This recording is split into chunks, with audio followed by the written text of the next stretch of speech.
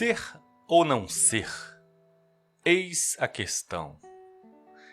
Hoje a gente vai falar do tema aí do William Shakespeare, de sua obra, possivelmente sua opus magnum, a Hamlet, né, que é o tema central da peça, por onde ser ou não ser, eis a questão, é por onde, digamos, orbitam as ideias filosóficas da peça. A gente poderia sintetizar aí nesse grande dizer da peça.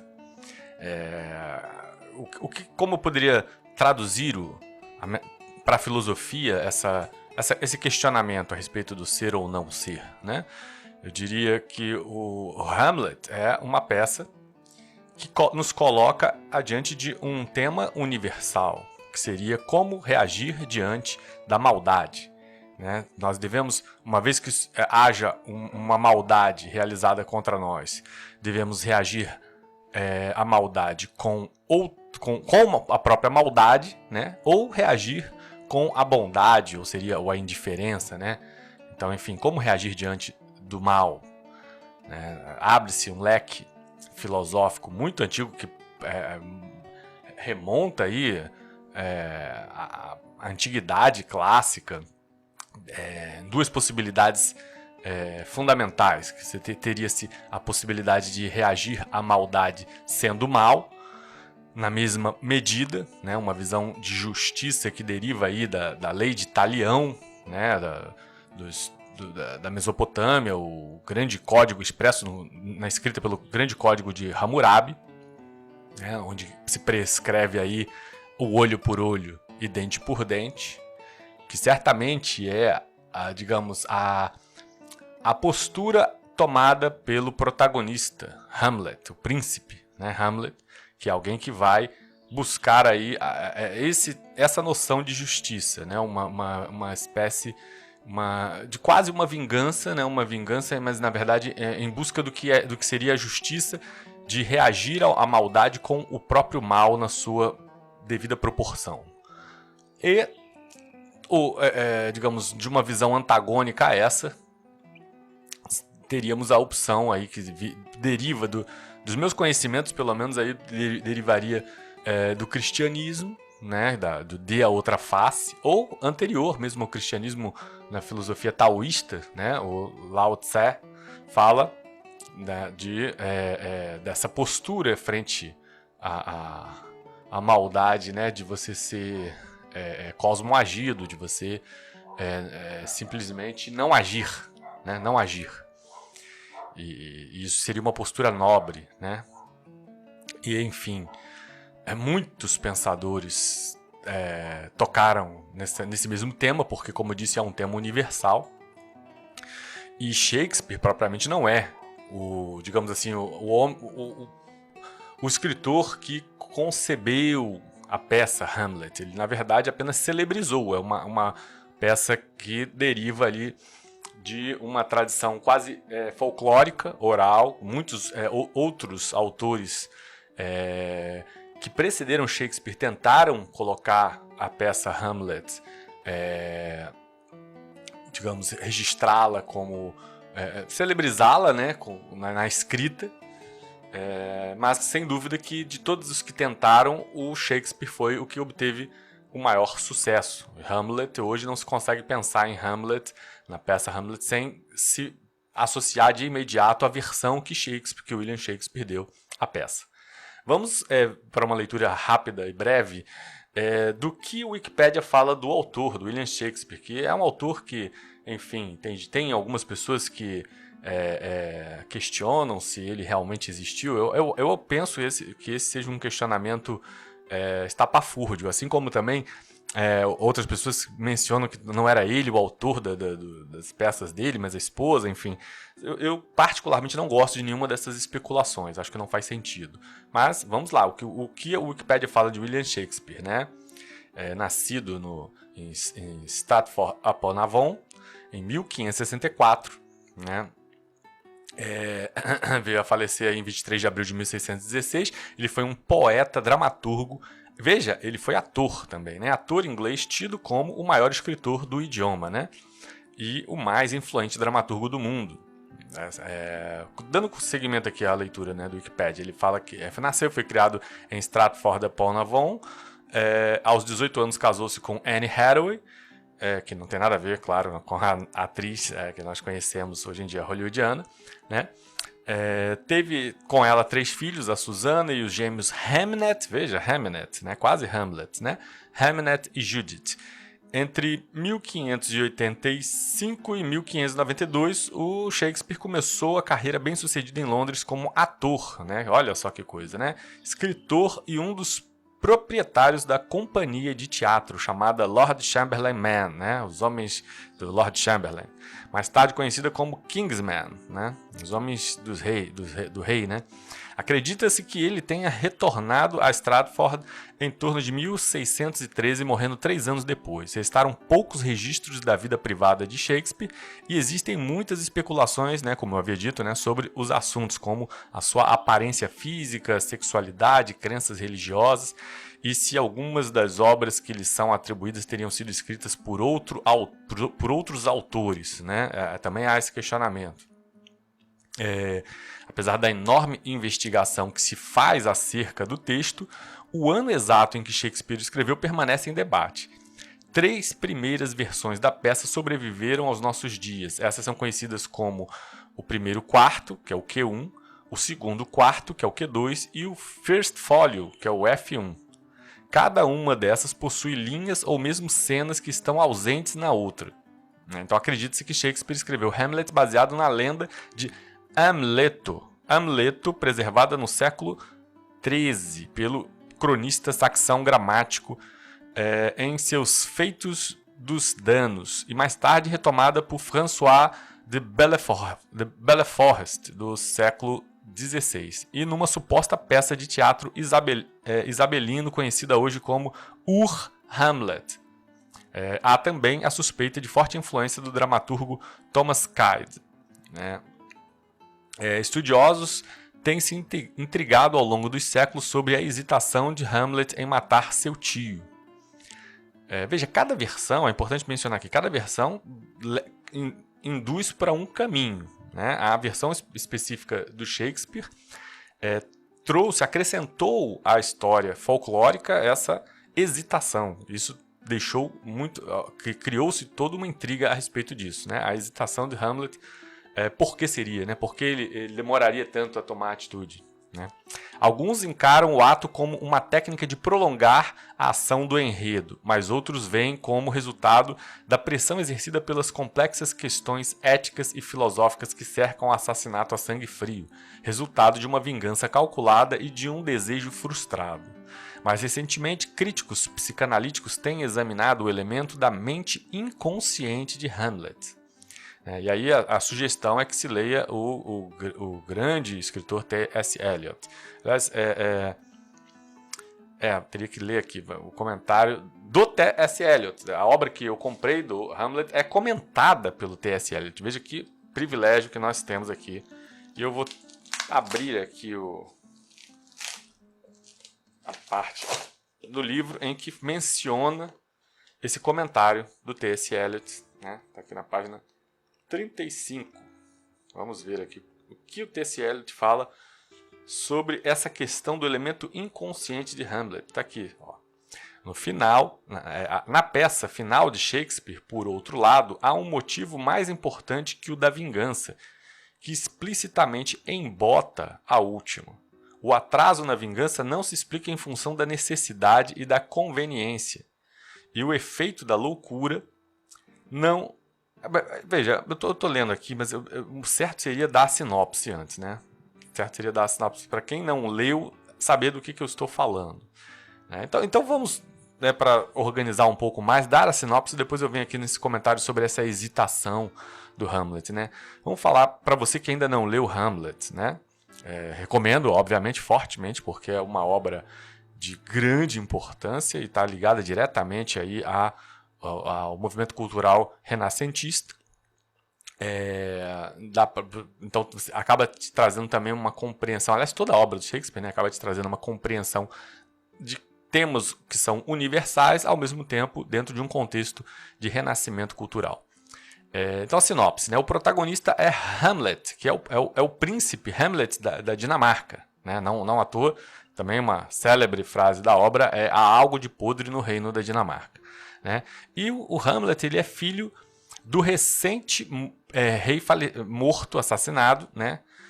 E sobrinho do rei Cláudio, o atual rei, o irmão do seu pai. Ou seja, assim, resumindo, né? O Hamlet teve o pai assassinado pelo tio. Né? É isso, basicamente é isso. Né? E o tio assassina o pai do Hamlet para roubar a coroa e se casa com a mãe do Hamlet. Né? Então veja, que situação. O Hamlet é um príncipe que vê a sua sucessão, a sua ordem sucessória tomada, usurpada pelo tio. Né? E que inclusive casa com a própria mãe dele. E a mãe dele vai ser uma figura também que em cada versão vai ser encarada de uma forma diferente. Versões anteriores ao Shakespeare ou versões do próprio Shakespeare modificam a visão que nós temos da relação filho-mãe. Né? Como que algumas versões colocam a mãe quase como uma cúmplice do Cláudio, né? Que é o assassino tio do Hamlet. Após a morte do rei Hamlet, porque o pai do príncipe Hamlet se chamava Hamlet também, né? Então, após a morte do rei Hamlet, Cláudio casa-se apressadamente com a então viúva Gertrudes, mãe do príncipe. No cenário histórico, a Dinamarca está em disputa com a vizinha Noruega e existe a expectativa de uma suposta invasão liderada pelo príncipe norueguês Fortinbras. A peça abre numa noite fria no castelo de Elsinore, o castelo real dinamarquês. Os sentinelas tentam convencer Horácio, que é amigo do príncipe Hamlet, que eles têm visto o que eles chamam de espectro, né, o fantasma do rei morto, quando ele aparece novamente. Né? E aí aparece novamente o espectro, o fantasma do rei morto, do rei Hamlet. Né?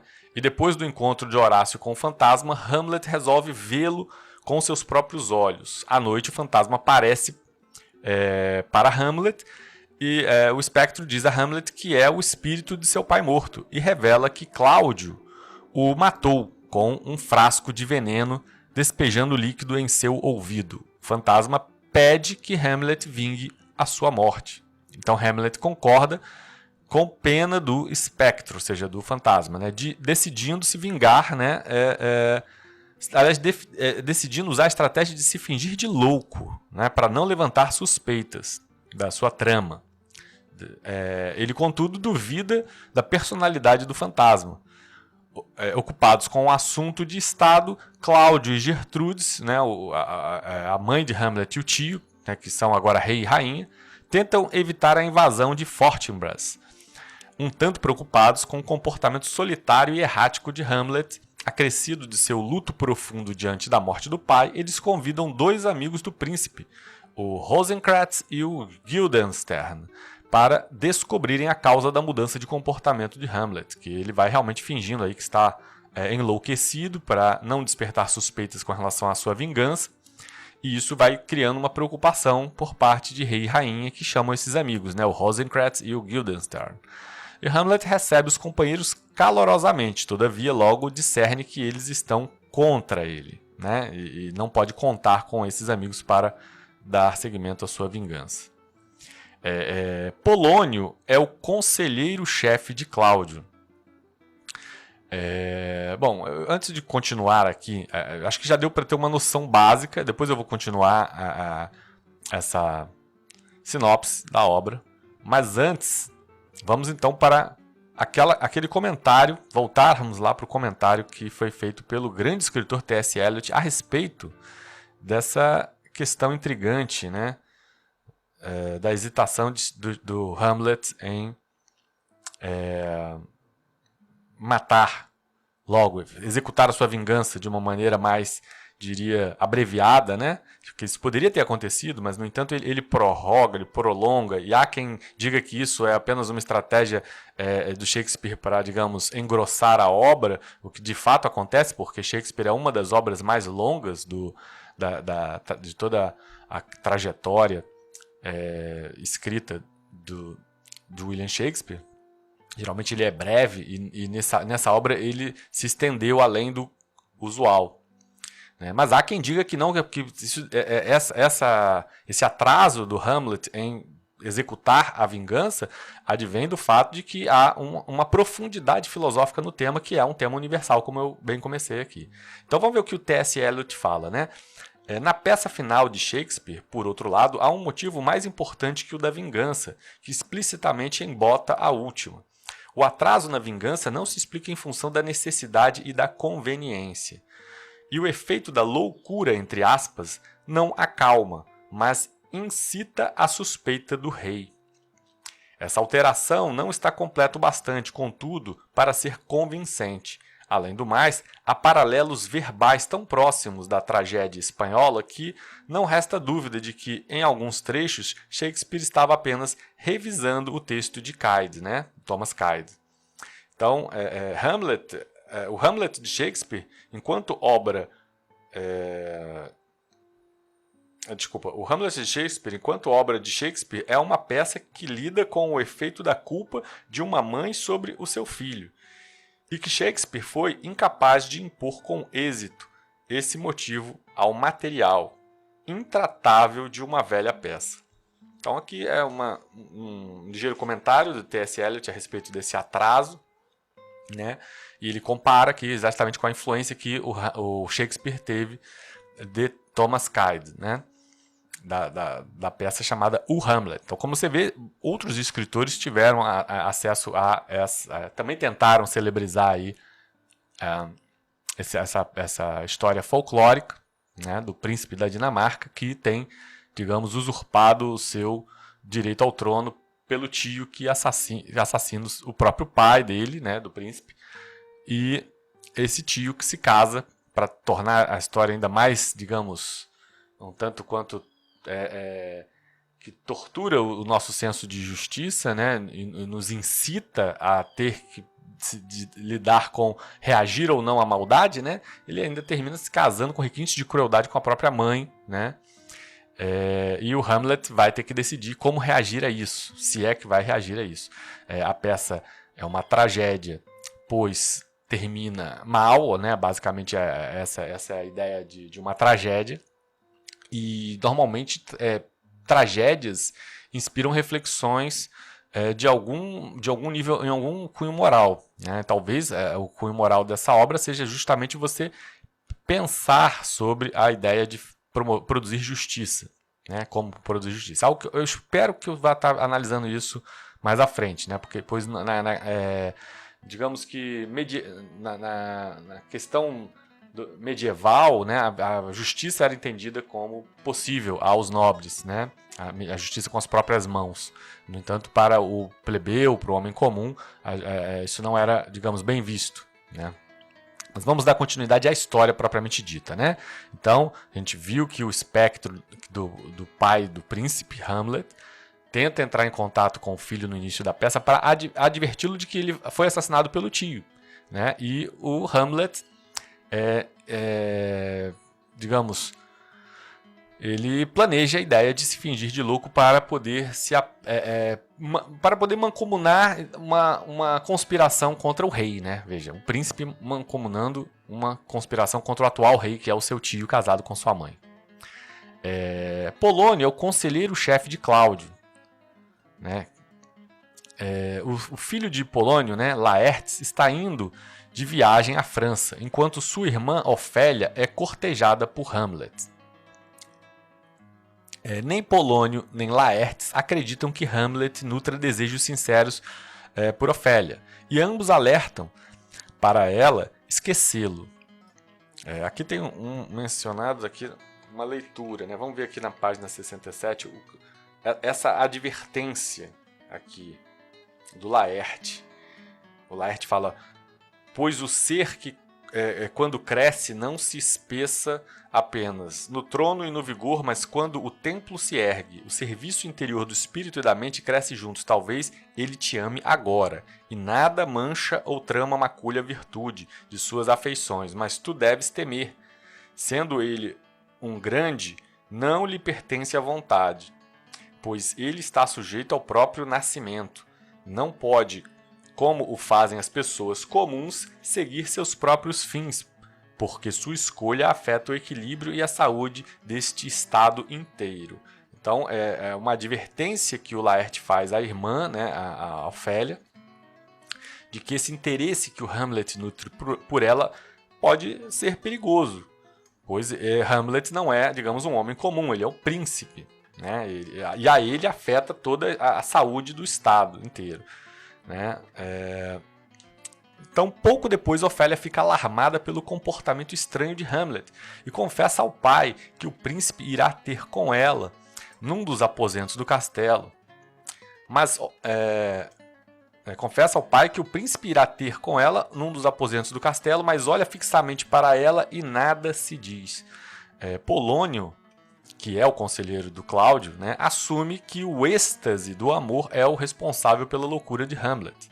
Veja, então, casou bem a ideia do Hamlet se fingir de louco com o fato de ele ter aí, de supostamente estar apaixonado por Ofélia, né?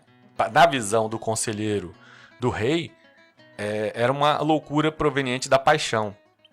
E isso serve para espantar ainda mais a ideia de que pudesse haver alguma conspiração, né? E informa isso a Cláudio e Gertrudes, né? Então veja, de certa forma a ideia do Hamlet deu muito certo de se fingir de louco, graças em parte a essa suposta paixão aí em relação a Ofélia. Mais tarde, Hamlet discute com Ofélia e insiste para que ela vá a um convento. Veja, o próprio Hamlet, né, nega a paixão, dando ares aí de loucura e dizendo que ela deveria ir para um convento. E é bem interessante também essa parte, eu vou ler aqui na página 112, 113. O Hamlet fala: o poder da beleza transformará antes a decência em cafetina do que a força da honestidade poderá traduzir a beleza em sua semelhança. Isso já foi um paradoxo, mas os tempos o comprovam. Né? E logo em seguida ele fala: eu próprio sou razoavelmente honesto, mas eu poderia me acusar de certas coisas que seria bem melhor que minha mãe não me tivesse parido. Sou muito orgulhoso, vingativo, ambicioso, carrego mais afrontas que pensamentos para exprimi-los, invenção para lhes dar forma e tempo para executá-los. Que fazem tipos como eu rastejando entre a terra e o céu? Somos todos inteiros canalhas, não dê crédito a nenhum de nós. Então, o Hamlet está advertindo a Ofélia de que os homens são seres rastejantes, canalhas, e que o melhor que ela poderia fazer, aqui ele continua, anda para o convento. Né? Exatamente, que o melhor que ela poderia fazer, veja, isso advindo de uma pessoa que teoricamente está perdidamente apaixonada pela Ofélia, claro que soa como uma loucura. Né? E reforça ainda mais a suspeita de que ele está louco, que era exatamente o que ele queria fazer. Com isso ele consegue afastar a Ofélia, que é, digamos, a mulher por quem ele nutre sentimentos, afastar ela da trama, né? Pelo menos como uma tentativa inicial, se ela de fato fosse o convento, e ao mesmo tempo produzir o efeito no pai dela, que é o Polônio, conselheiro, chefe do rei Cláudio, né, produzir o efeito de reforçar essa imagem de homem enlouquecido que era necessário para que a vingança fosse executada sem criar grandes suspeitas. Hamlet continua sem saber se o espírito lhe contou a verdade, né? Ou seja, se seu pai, enquanto morto, espectro, né, lhe contou a verdade. Mas a chegada de um trupe artista em Elsinore apresenta-se como uma solução para a dúvida. Ele vai montar uma peça encenando o assassinato do pai, assim como o espectro lhe relatou, e determinar, com a ajuda de Horácio, a culpa ou inocência de Cláudio, estudando sua reação. Então veja, a ideia do Hamlet para, digamos, acreditar ou não no fantasma do próprio pai. Veja, isso é o que eu digo, né? É uma tragédia, mas por vezes a gente acaba se pegando com uma certa graça, né, dentro da história, porque ele lida diretamente com o fantasma. Isso sim era para ele ficar, digamos, né, um tanto quanto chocado. No entanto, isso é mais naturalizado na peça, né? Ele aceita com muita facilidade, diria, né, o fato de estar lidando com o fantasma do pai. No entanto, desconfia de que esse fantasma possa estar falando mentiras, né? Veja que interessante, né? A ideia de que a pessoa poderia mentir mesmo depois de morta, né? E que interesse teria esse pai, né, em mentir depois de morto, né? É tão difícil pensar na possibilidade de falar com o pai depois de morto, no entanto, há essa desconfiança.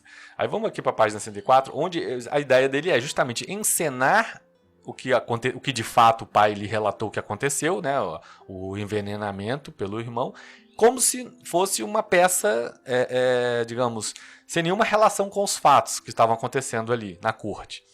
Né, e observar a reação do rei. Né? Veja, o rei estaria vendo uma peça de teatro sendo encenada, mostrando exatamente o que ele fez. Né? E aí, qual seria a reação do rei vendo essa peça de teatro, né? Encenando exatamente o que ele fez com o rei? Dependendo dessa reação do rei, estaria estampado na cara dele a culpa. Né? E aí o Hamlet poderia tecer aí o seu julgamento se o Cláudio seria ou não culpado. Né? Aqui na página 104, exatamente isso que ele fala aqui, né? Meu bom senhor, você poderia providenciar um bom tratamento aos atores? Está ouvindo? Quero um ótimo tratamento, pois eles são a súmula e a crônica dos tempos. É melhor, depois de morrer, ter um epitáfio mal feito do que ser difamado por eles em vida. Né? E o Polônio, Senhor, eu os tratarei conforme seus méritos.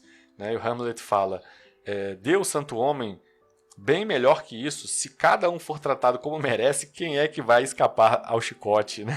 Muito, muito bom assim, o sarcasmo do Shakespeare para tratar com relação à natureza humana, né? nos considerando todos grandes canalhas, seres rastejantes. Isso é muito interessante. Aí continua o Hamlet, né? Trate-os de acordo com sua posição e dignidade. Quanto menos merecerem, mais sua generosidade terá mérito. Né? E aí, mais uma vez aqui, a questão enfim, de uma postura nobre, né? Toda a corte é convocada para assistir o espetáculo. Hamlet fornece comentários durante toda a encenação. Quando a cena do assassinato é realizada, Cláudio, muito pálido, ergue-se cambaleante, ato que Hamlet interpreta como prova de sua culpabilidade. O rei, temendo pela própria vida, bane Hamlet à Inglaterra em um pretexto, vigiado por Rosencrantz e Guildenstern, né, os amigos trazidos lá à corte, né, com uma carta que manda o portador ser assassinado. Então veja o que o Cláudio faz diante de se sentir acuado com a peça, né, encenada pelos amando do príncipe, né? Ele tenta se livrar do próprio príncipe, né, mandando ele levar uma carta cujo conteúdo determinava o assassinato do seu próprio portador, ou seja, do Hamlet. Né?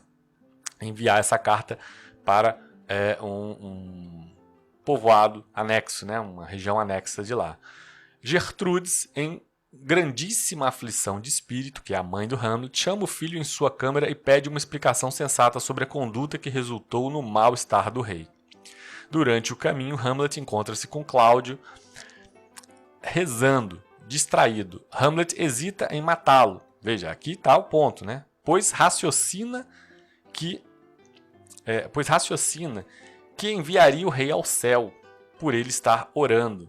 Né? Então, veja, aqui é uma das explicações, né, dessa forma de adiar a morte, a consumação da vingança. Como o rei Cláudio estava rezando arrependido, e há, obviamente, aí uma influência de uma visão cristã forte, né, nesse ponto específico da obra, né? Se ele está falando com Deus, arrependido na hora que o Hamlet tem a possibilidade de se vingar, se aquela vingança fosse executada naquele momento, o rei Cláudio não iria para o inferno, que era o desejo do Hamlet. Né? Então não valeria a pena executá-lo ali. No quarto da rainha, mãe e filho têm um debate fervoroso. Polônio, que espia tudo por detrás das cortinas, denuncia-se ao fazer um barulho. Hamlet, acreditando ser Cláudio, dá uma estocada através do arras e descobre Polônio morto. O fantasma aparece dizendo que Hamlet deve acolher sua mãe suavemente, embora volte a pedir vingança. Então, veja, né? Mais uma vez é importante mencionar que é o começo da tragédia. Né? Por que isso? Porque nesse trajeto de se vingar da morte do pai por parte do tio, né? O Hamlet acaba matando ou ocasionando indiretamente a morte de uma série de personagens que às vezes nem tinham sequer relação direta com o crime propriamente dito, né? Então, a ideia de vingança, né? E aí está o núcleo, o cerne da questão trágica a respeito da busca por justiça com as próprias mãos, né? Do olho por olho, dente por dente. E aí não há como não citar o Gandhi, né? Olho por olho e dente por dente, todos terminaremos cegos, né? E banguelos. Então, veja, é exatamente isso que é o Hamlet do William Shakespeare, né? Você vai perseguir essa justiça com as próprias mãos e vários personagens, alguns inclusive inocentes, acabam morrendo por conta dessa vingança. E aqui já começa, né? Ele acaba se livrando aqui do Polônio, né? Polônio que estava espiando por detrás da cortina.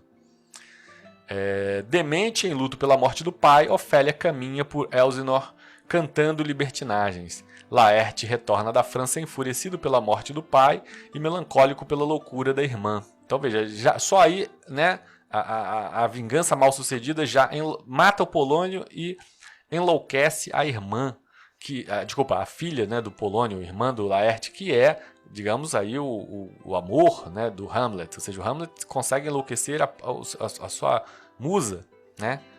Que trágico, realmente que tristeza para quem estava apenas buscando um fim nobre de vingar-se da morte do pai. E Cláudio convence Laertes de que Hamlet é o único responsável pelo acontecido. E é então que chega a notícia de que o príncipe voltou à Dinamarca porque seu barco foi atacado por piratas no caminho na Inglaterra. Rapidamente, Cláudio propõe a Laertes uma luta de espadas entre ele e Hamlet, onde o primeiro dos dois utilizará uma espada envenenada, sendo que na ocasião será oferecido ao príncipe uma taça de vinho com veneno se o plano A falhar.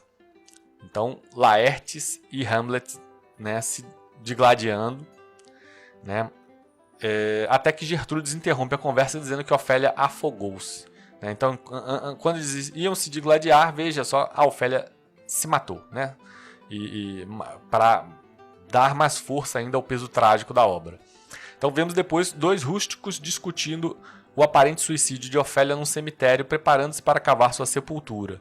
Hamlet aparece com Horácio e se aproxima de um dos rústicos, que depois segura um crânio, que conta ser o de Yorick. Aparece na obra Fausto, né, e virou símbolo pós-moderno de superação do medo da morte por bandas de heavy metal. É um comentário aqui particularmente meu, né? A ideia de você repare que, por exemplo, geralmente roqueiros, bandas de heavy metal gostam de usar anéis de caveira, tatuagens de caveira. E sim, a caveira ela tem esse símbolo, desde um símbolo primordial, né? Muito antigo, essa ideia de você não temer a morte, né? Ao mesmo tempo que ela tem o símbolo da morte, ao você ostentar esse símbolo, significa que você não teme.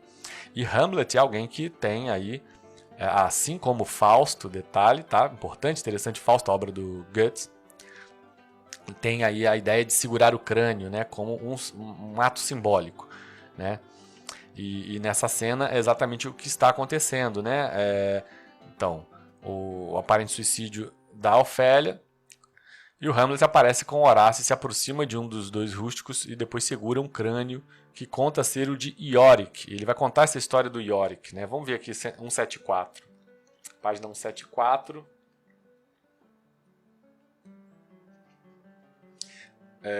O Hamlet. Não será a caveira de um advogado? Onde estão suas chicanas, suas cavilações, seus processos e mandatos e seus sutis ardis? Como ele pode tolerar que esse canalha brutal lhe esbordoe o quengo com essa pá imunda e não o ameace com um processo por agressão? Né? Ele está justamente debochando aqui da morte do Yorick, né, na caveira. Né, se ele, enquanto ex-advogado, né, falecido, não processar quem está cavando, jogando, atirando ele no chão, né? Esse camarada deve ter sido, no seu tempo, um grande comprador de terra, cheio de hipotecas, termos, finanças promissórias e retomadas de posse. Será isso a retomada final de nossas posses? O termo de nossos termos será termos as caveiras sujas nesses termos? E seus fiadores, mesmo os duplicados, será que fiarão o que ele adquiriu para além da largura e extensão? de uma dupla fatura? Então veja, há sim um questionamento shakespeariano aí sobre a própria condição humana, né, que nós damos, enquanto vivos, tanto valor a alguns critérios, entre eles, sim, a propriedade privada, que eu sempre falei que penso a propriedade privada como uma alegoria da vida para tentar evitar conflitos, mas se você acreditar demais nela, você também vive uma ilusão, pois você não vai levar a propriedade privada para o seu cemitério, com certeza, né? E aí a brincadeira do Hamlet é justamente essa, né? Vai falar, será que essa é a última propriedade que te resta, né?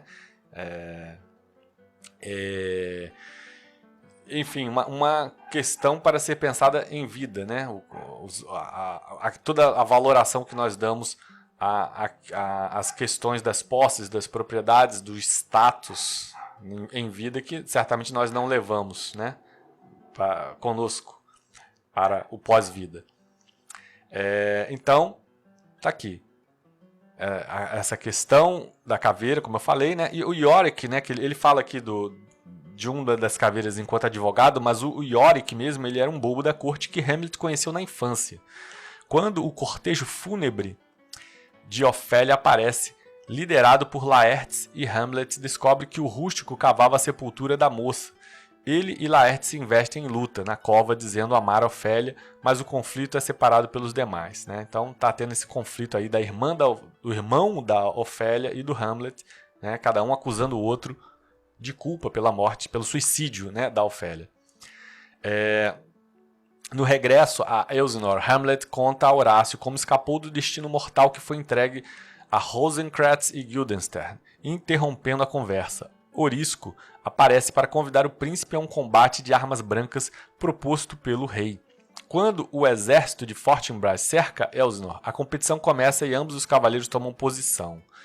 Aqui tem a página 150, 151, nessa oposição do Hamlet, né, com o Orisco, né, que aparece para convidar o príncipe para esse embate, né?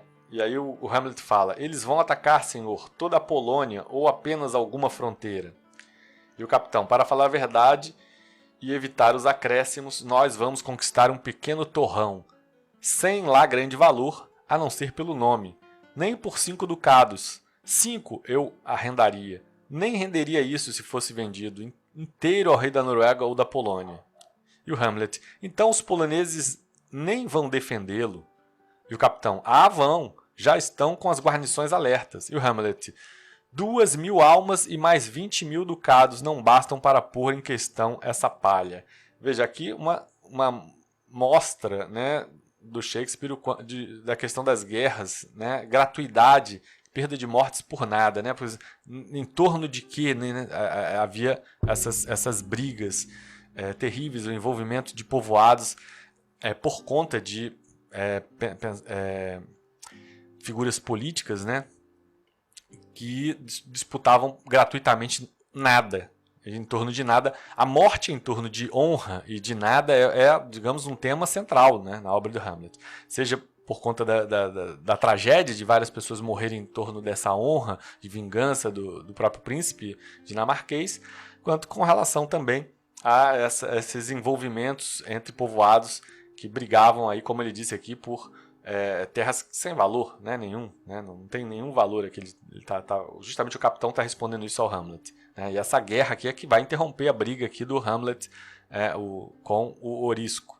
O rei, como planejou anteriormente, separa a taça envenenada e deposita dentro do líquido uma pérola, oferecendo-lhe a Hamlet, que deixa a bebida para depois. Hamlet vence o primeiro e o segundo assalto e a rainha toma a taça envenenada, bebendo sua morte. Então, por um acaso, o rei Cláudio tenta envenenar o Hamlet e quem acaba bebendo a taça de vinho é a mãe do Hamlet, né?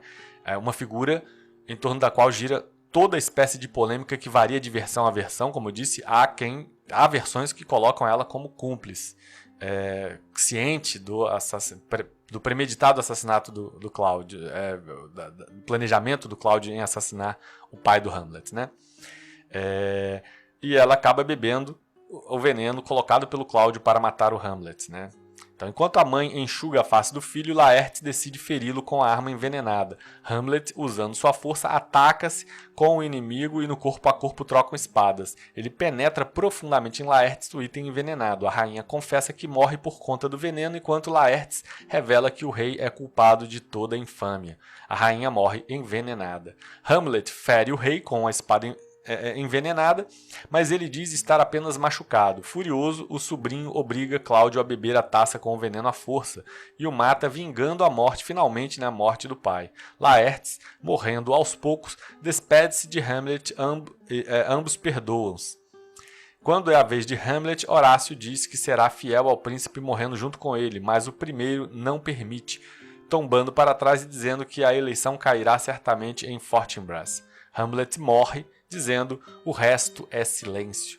Fortinbras invade o castelo com seu exército e ordena que 4 capitães conduzam Hamlet como um soldado para o catafalco. Os soldados carregam o corpo do príncipe, soa a marcha fúnebre e depois uma salva de canhões. Então veja, você pode avaliar que a conjuntura final de todo um reinado e de toda uma dinastia desmorona em parte por uma questão, uma traição interna, né? E em seguida a busca por vingança. E termina pelo reinado inteiro cedendo e perdendo espaço para a Noruega na figura de Fortinbras, né? Agora vamos à análise aqui, né? Há algo de podre no reino da Dinamarca. Veja, sim, termina culminando com a Dinamarca sendo sobrepujada pela Noruega justamente por esse algo de podre. Isso serve sim para a gente ter uma lição aí sobre as questões das conjunturas políticas, pois de fato assim se começa a ruína de uma nação, né? A fragmentação, nas cisões, nas conspirações, ao invés de haver uma união, uma coesão. Então, esse algo de podre no reino da Dinamarca, nós bem sabemos, foi o assassinato produzido pelo Cláudio contra o rei Hamlet, pai do príncipe, né?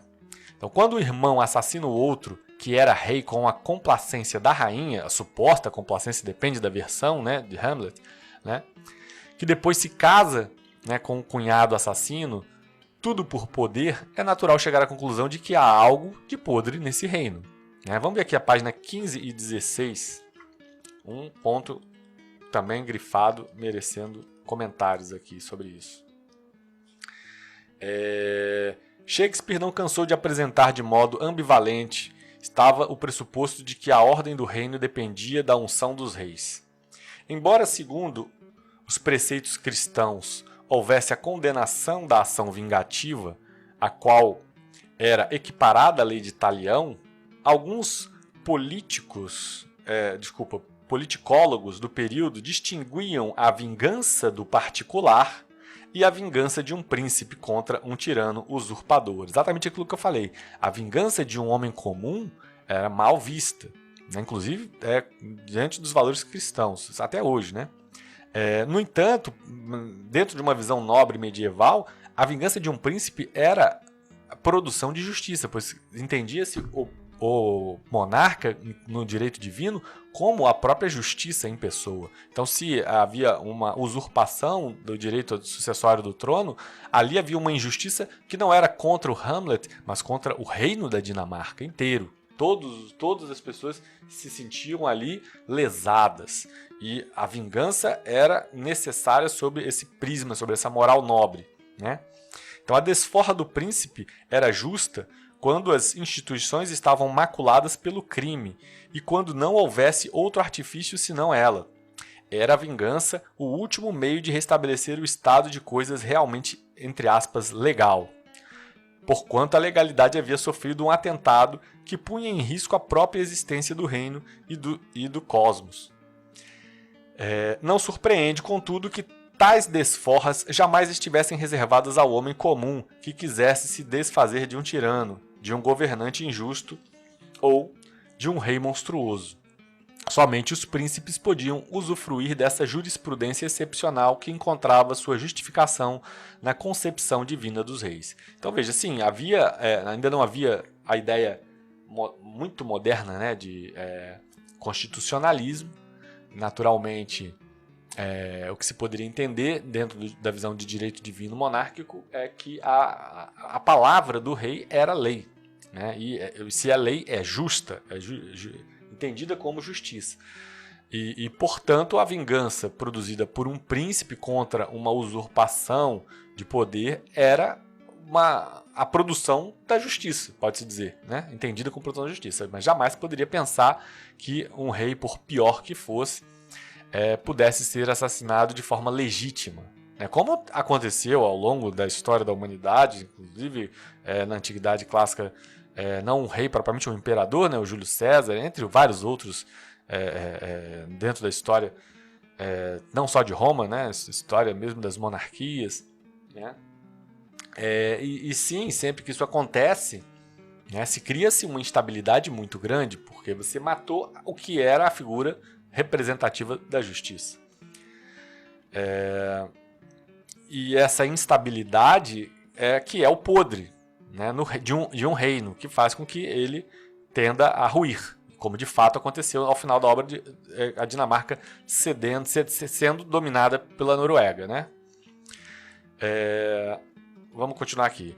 Em filosofia política, pode-se dizer que essa é uma fragilidade do regime monárquico anterior à tripartição de poderes concebida por Montesquieu e a formação de uma justiça independente, né? Também do constitucionalismo, como eu mencionei aqui. A possibilidade de um golpe na linhagem sucessória sem possibilidade de justiça exterior e independente. Sim, é uma fragilidade daquele modelo, né? Na Idade Média, a justiça feita pelo homem comum era considerada vingança, na acepção, vamos dizer assim, na acepção pejorativa, né? Uma vingança não é algo que deva ser produzido, não é justiça, né? Apenas a justiça vindo da nobreza era isenta e, portanto, justa. Nos dias de hoje, a justiça enquanto instituição desempenha esse papel, deveria pelo menos, né, de imparcialidade, né? Já na ética libertária, uma ideia ainda superior, a de que qualquer ação das partes precisaria se sujeitar a uma visão filosófica que defina com mais clareza o que é uma agressão, né? Mas se as partes elegerem um juiz neutro, aí sim haverá justiça. A mobilidade na figura arbitral garante que o poder de julgar não se converterá em poder em si mesmo.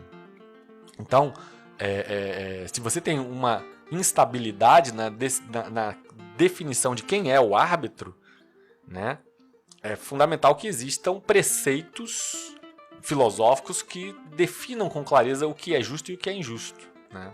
E, claro, se isso for de alguma forma escrito, registrado, seja numa carta constitucional, por exemplo, mas tende-se a ter algum parâmetro que se possa usar como recurso para aferir o que é justo e o que é injusto, né?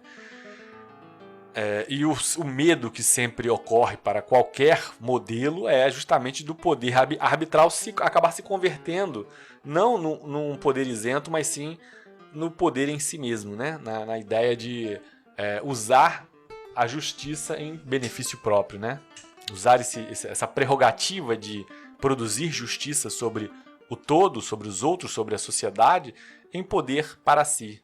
E, infelizmente, veja que com todos os mecanismos que nós produzimos hoje, seja as cartas constitucionais, o constitucionalismo, a tripartição de poderes, enfim, tudo que foi produzido, as filosofias, nada evitou ainda, não conseguimos evitar que isso acontecesse, né? A conversão do que seria um poder arbitral em prol da produção de justiça acabar terminando se convertendo em poder em si mesmo, né? Lamentável isso. É algo que a humanidade ainda não superou. Ser ou não ser, eis a questão, é o tema central da peça por onde tudo mais orbita em torno. A questão filosófica apresentada é como reagir diante do mal. Os estoicos alertavam para não parecermos com o nosso opositor, né? E dessa forma, a ideia de vingança ou mesmo a sede por justiça seriam rechaçadas. O mesmo estaria dentro da filosofia taoísta, como eu falei, do Lao Tse, que prescreve o não agir, né, ser cosmoagido para toda e qualquer contingência. As instituições humanas perseguem a justiça fria e imparcial, enquanto o homem comum tem sede de vingança. Shakespeare constrói sua tragédia em cima dessa última inclinação humana, o desejo de vingar-se. Código de Hammurabi, né?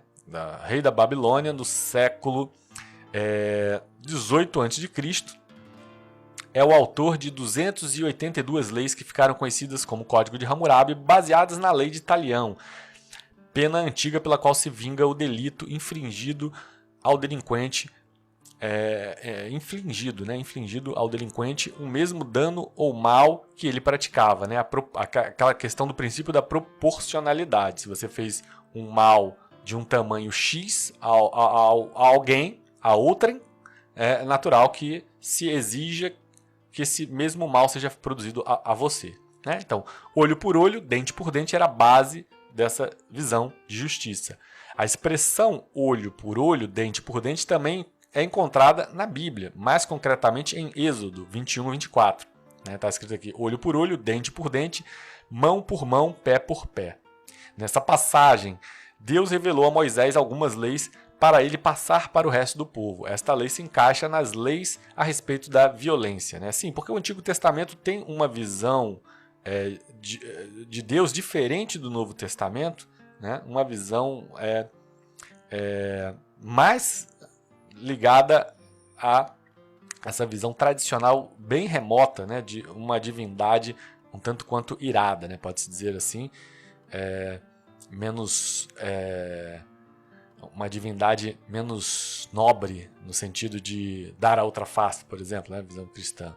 No entanto, essas coisas mudaram com a vinda de Jesus e da nova aliança. Em Mateus 5, 38 e 39, Jesus disse: Vocês ouviram o que foi dito, olho por olho e dente por dente. Eu, porém, lhes digo, não se vinguem dos que lhe fazem mal. Se alguém lhe der um tapa na cara, vire o outro lado para ele bater também. Então, certamente uma visão, digamos, a visão cristã, né, mesmo se diferencia aí da visão judaica tradicional, né, da Torá, né, justamente nessa concepção do que seria justo, uma justiça mais nobre, né, de você você exigir mais de si mesmo do que do outro. Ou seja, o grande tema opõe o senso de justiça da tradição babilônica e hebraica contra o senso de nobreza do Novo Testamento e da tradição milenar chinesa, né, que são antagônicos, são maneiras antagônicas de se portar diante do que é justo, da visão de justiça. Vamos ver aqui 111 e 112, né, onde que eu comentei sobre isso aqui na obra. Então, Hamlet fala aqui, ser ou não ser, eis a questão. E lá na frente ele fala, se não porque o terror ante algo após a morte, a terra ignota de cujos cofins nenhum, viajante retornou, nos congela a vontade e nos força a aguentar os males que já temos, em vez de ir para outros que desconhecemos. E assim a consciência faz todos nós covardes. Né? Então, voltando aqui de novo, né? Se não porque o terror ante algo após a morte, né? Viajou, retornou, nos congela a vontade e nos força a aguentar os males que já temos, né? Em vez de ir para outros que desconhecemos. E assim a consciência faz de todos nós covardes. Então ele fundamenta a visão de covardia, porque a mudança representa encarar novos males, né? E, no entanto, a covardia faz com que nós perpetuemos o mal que já existe em cima de nós, né?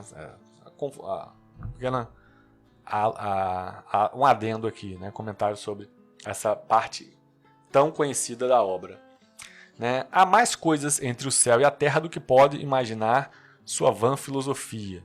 Frase dita por Hamlet para Horácio e Marcelo, ao fazerem eles jurarem que não diriam uma única palavra sobre o que viram na noite em que o espectro do falecido rei e pai de Hamlet apareceu para conversar com o filho.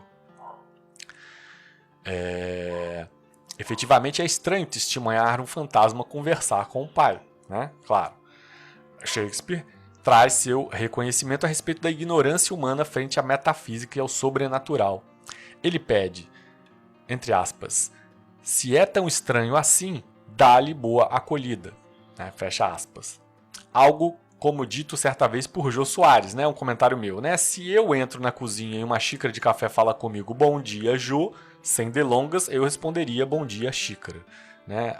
Mais ou menos assim, eu comento isso aqui porque há um nítido bom humor na tragédia de Shakespeare, né? Um nítido bom humor. Por isso a gente se pega, eu particularmente me pego muitas vezes rindo, né? Porque se poderia esperar que você, o simples fato de você lidar com um fantasma era algo que seria um tanto quanto chocante, né? Um choque. No entanto, rapidamente, a pressa das circunstâncias exige que ele ultrapasse logo essa fase da surpresa e vá direto ao assunto, né? Vai, fala, fantasma, já que você está falando comigo, bom dia, xícara, né? Bom dia, Márcio, bom dia, xícara. Né? Então eu diria que esse tom humorístico numa tragédia vai perseguir a literatura a partir de então. No Brasil, não há como não citar Machado de Assis, né? Um autor universal que viu também, né, no trágico o cômico. E suas obras magistrais vão estar sempre tentando trazer esse lado mais essa comicidade, né, à sua obra, e por mais que ela não deixe de ser trágica, né? E isso é fantástico. Eu particularmente tenho uma grande predileção por obras assim. Toda tragédia tem uma aspiração moral, como eu havia dito anteriormente. Aqui poderíamos vislumbrar duas possibilidades interpretativas. A lição de Hamlet contra a sede de vingança, né? Propriamente, então, uma lição de Hamlet, orientada para o Hamlet, em relação à sua sede de vingança. E a lição de Cláudio contra a sede de poder, né? Qualquer um dos dois pode ser responsabilizado pela cascata de eventos trágicos que o destino lhes reservou. E o pior, né? O justo paga pelo pecador, como diz também a Bíblia. Pois, numa circunstância em que homens de Estado, como Cláudio e Hamlet, entram em conflito por poder e por vingança, o povo inteiro, todo um povoado, paga o preço e se vê tomado pela Noruega, né? Já que há algo de podre no reino da Dinamarca. Então, também serve de lição, sobretudo para estadistas, tentarem, de alguma forma, manter o juízo, né? Saberem que suas decisões repercutem em outras pessoas. Mas não que também não possamos aplicar isso no micro-universo. Você, enquanto pai de família, suas decisões repercutem para a sua família, né? Você, enquanto homem da comunidade, suas decisões, a responsabilidade que você tenha nas suas decisões, também vão repercutir na comunidade. E por isso devemos tentar evitar o máximo possível, seja a sede de poder de Cláudio, como também a sede de vingança de Hamlet.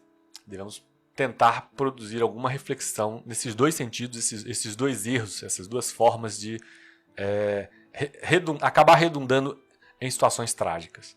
É isso, gente. Espero que vocês tenham gostado da análise que fiz dessa obra, que é clássica, de William Shakespeare. E, claro, não deixem de ler essa obra, porque ela é fantástica para você que, por exemplo, quer ser escritor, eu diria. Você não pode deixar de ler de forma nenhuma. Você que estuda filosofia também não pode deixar de ler, porque ela tem um cunho filosófico interessante. Você que estuda história, ali tem toda a cultura renascentista. A obra de Shakespeare ela é permeada de valores culturais que precisam ser entendidos pelo historiador. E por aí vai, várias áreas, né? A literatura, a sociologia, todas essas áreas, a arte propriamente dita, né? Vários campos de estudo precisam perpassar pela leitura dos grandes clássicos, e entre os grandes clássicos, William Shakespeare, sem dúvida, é um dos principais destaques. Gente, espero que vocês tenham gostado da análise que fiz. Um forte abraço. Até a próxima. Esse é um canal de estudos e reflexões. Se você gosta do nosso conteúdo, aprecia a filosofia, a arte e busca autoconhecimento, você não precisa continuar isolado. Convidamos você a participar do nosso grupo de estudos e amizade. Aproveitamos a oportunidade para indicar o nosso blog. Os links dos grupos e do blog estão disponibilizados no campo de descrição.